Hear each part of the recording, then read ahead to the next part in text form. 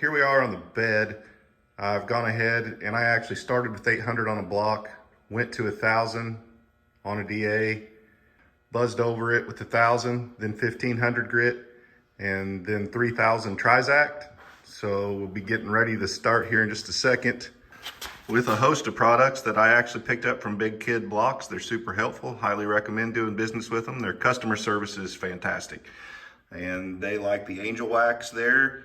We're going to start with a microfiber pad on a rotary because I don't have a polisher. Then we'll switch up through their recommended disc. It's kind of cool. They send a sheet.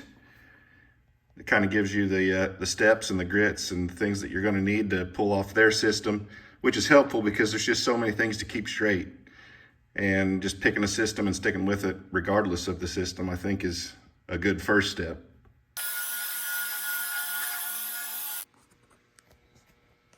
Here we are after the initial cut with the resurrection compound. And I did start with the microfiber pad.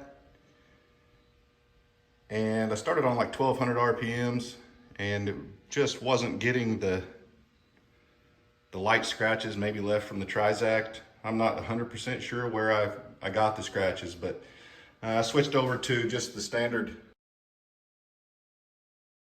on the little mini buffer.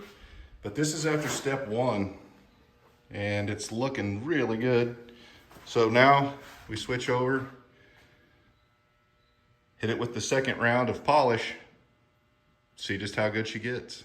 Well, here she is after the polishing compound.